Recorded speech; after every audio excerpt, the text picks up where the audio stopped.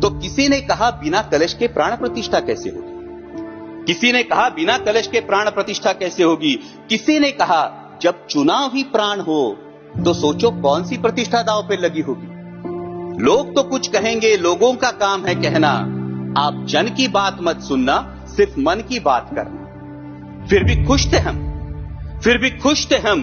500 साल का सपना जो पूरा हो रहा था, हमारे अंदर का हिंदू भी पूरी तरह से जाग गया था।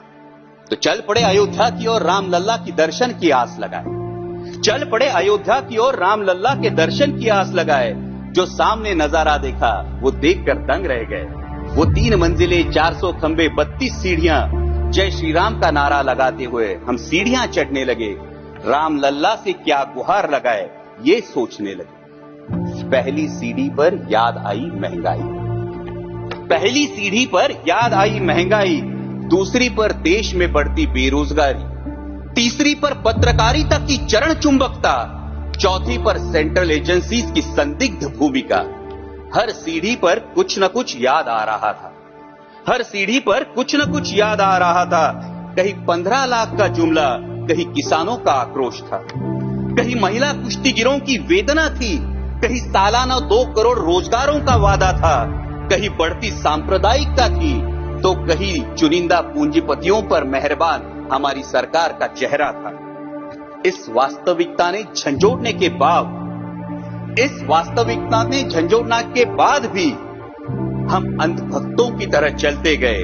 होश तो तब संभाला जब राम लल्ला के दर्शन हुए। हमें नतमस्तक देख राम लल्ला मुस्कुराते हुए बोले, हमें नतमस्तक देख राम लल्ला मुस्कुराते हुए बोले, मैं कल भी था, आज भी हूं, कल भी रहूंगा। जितना इस मंदिर में हूं उतना ही तुम्हारे मन में रहूंगा। लेकिन याद रखना हमेशा, लेकिन याद रखना हमेशा, मैंने त्रेता युग में रामराज जलाया था, तुम कलियुग में जीते हो जहां संविधान ने गणराज जलाया है। धर्म समाज का किनारा जरूर है, धर्म समाज का किनारा जरूर है, लेकिन देश एक बहती धारा है। किनारे को धारा के बीच में लाया तो प्रवाह अड़ जाता है, प्रगति के पथ से हट जाता है। इसलिए धर्म का ठेकेदार नहीं, पहरेदार बनना चाहिए। इसलिए धर्म का ठेकेदार नहीं, पहरेदार बनना चाहिए।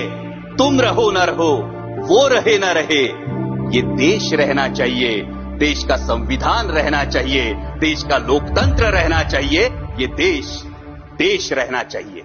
जय हिंद, धन्यवाद।